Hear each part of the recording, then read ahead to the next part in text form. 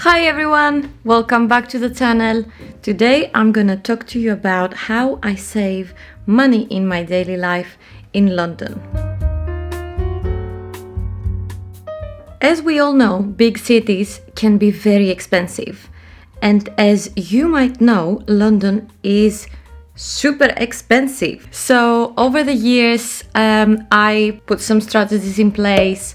I found out what works for me, so I could save a bit more extra money during my daily life. If you want to learn some tips about how to save money in your daily life in big cities, then stay until the end of this video to see all I've got to tell you. And then if you want to hear more about life abroad, subscribe to the channel and let's go and start. I'm gonna be Captain Obvious here now and tell you that you shouldn't spend money wherever you don't need to spend money. Ta-da! And you're gonna say, yes, thank you, Captain Obvious, but trust me, this is not that obvious for everyone, because there are so many people that think, okay, I've got money now, I can go and splurge and do this and do that, or maybe I can get that coffee today and then I can get another coffee tomorrow. But trust me, at the end of the day, when you don't buy things that you don't necessarily need, you end up saving so much more in the long run. It might not make sense, or it might not seem that much today, and you're gonna be like, yeah, it's only like £3 for this coffee. What harm is this gonna do? But saving like £3 here and £3 there, when you do have it, but you could save it at the same time and get some coffee from home, after 12 months, if you calculate how much you would have saved, it would make an actual difference for you, and maybe I could change your mind.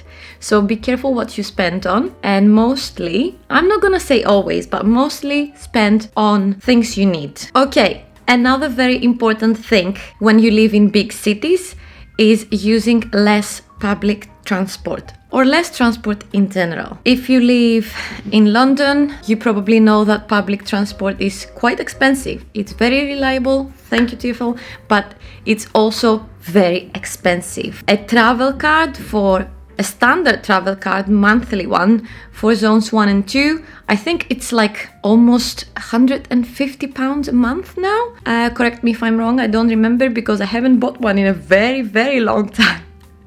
Thankfully, I don't need to commute every day to work, so I do save some money anyway. But whenever I have to go to work or go out on Friday, Saturday, go meet my friends, I try to walk wherever possible, especially on weekends when I know that I'm gonna have more time. I can walk somewhere, or I'm trying to avoid the tube and get the bus wherever possible. Buses are much, much cheaper compared to getting the tube in London. And also, if you don't need to commute every day to your work, just calculate this out and see whether it's actually worth it to get a monthly travel card, because it might not. So, yep, saving on public transport, walking wherever possible, that's also good for your health. Win-win. My next tip is bulk buying. Sometimes, like maybe once a month, I make a big supermarket delivery so that I can have all the staples for that month, like pasta, rice, onions, you know, all the heavy stuff that I cannot carry on my back and on my hands very easily. And whenever I do that once a month, I'm trying to bulk buy as much as possible, because we all know that bulk is usually cheaper. It is cheaper to buy a massive bag, like a 5-kilo bag of rice, instead of buying multiple half or 1 kilo ones. So this is gonna save you in the long run. You can do the same with maybe big packs of pasta, bigger bottles of olive oil, bigger packs of toilet rolls. Yep, why not? So just do your research whenever you go to the supermarket. Like the previous tip, it's a small difference, but in the long run, it makes a bigger one. What I usually do and have been doing for years now in London is that I buy and I shop strategically in multiple supermarkets. I know which supermarket has the best products. Obviously, that's a personal opinion, yeah. And then I go to that supermarket to get these products if I find that it's worth it. And then for some products that don't make like a big difference to me, like pasta, passatas, maybe like cucumbers, onions, stuff like that, I might go to Lidl, which is cheaper. Then I might go to Sainsbury's or Tesco's for other stuff. And like occasionally I buy some stuff from Waitrose as well, because sometimes it does have products that other supermarkets don't. If you have the time and you want to save that extra money, it might be worth for you to go and make a trip to a cheaper supermarket once in a while. Okay, tip number 4 is get loyalty cards with every shop or supermarket that you go to, and wherever you shop very often. It can be Tesco's, Sainsbury's, Waitrose, maybe you need like a Holland & Barrett one, a Boots card. I find that these cards they're not gonna save you a huge amount of money, but since you do your shopping anyway and you need groceries and you buy some stuff maybe once in a while in Boots, why not have the card? It doesn't harm. It's just like one tap at the till, and you will get these extra points. And maybe at some point these points are gonna worth some money and you might get like half of your shopping for free, or who knows, maybe like all of your shopping for free once in a while. I find the best loyalty card is the Boots one, at least for me. So I know that sometimes when I need shampoo, for example, and it's the same price in the supermarket and in Boots, I might get it from Boots because there I'm gonna get more points to spend maybe sometime in the future. Yes. Another tip I have for you is to check all of your different banks for cashback offers. You can check if you have, I don't know, like Barclays, Lloyds, Revolut, Monzo. They usually offer you cashback offers. These change from time to time. Sometimes they expire, they have new ones. So you can just go in the app wherever you go, you know that you're gonna go for shopping.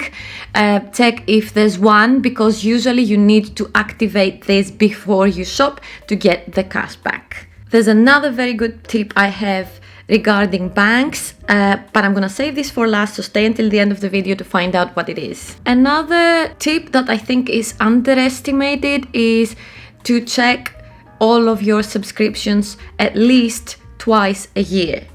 Sometimes we subscribe for stuff and we pay some money like monthly or yearly, and then we forget about it.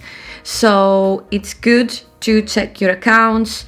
Some banks now have like a subscription tab where you can check them very, very easily. What I do so that I don't forget is that I put calendar reminders so that I get reminded on my phone.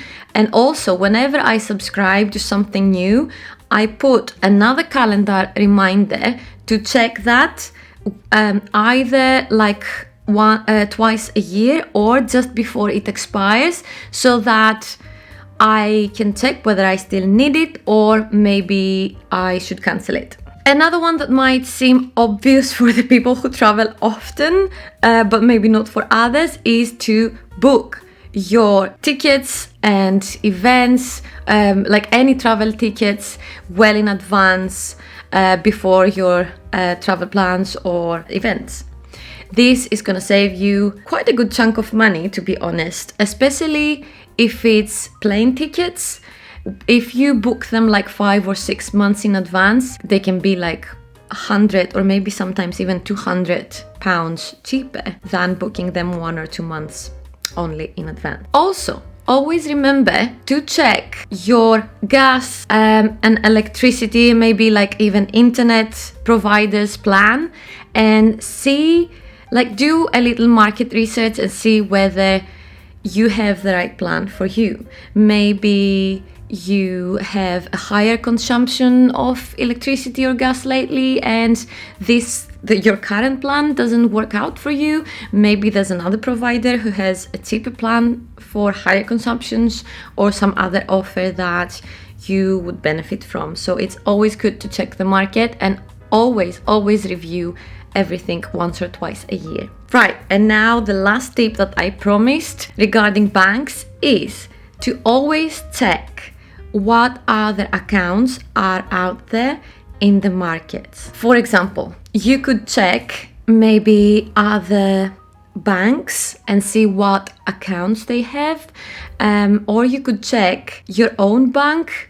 Maybe they have other kinds of accounts that you could switch to. What this gives you, why this is advantageous to you, is because you might be able to get a higher interest.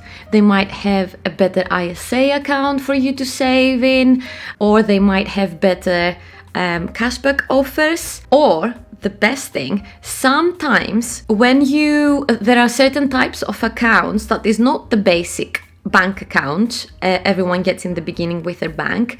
There is like a bit of a higher tier, let's say. These bank accounts usually have some criteria for you to meet. For example, you need to pay like at least £1,000 a month in that account. Like I'm saying, yeah, this is an example. And then you qualify for this account, and they wouldn't charge you monthly for it as long as you pay in that amount.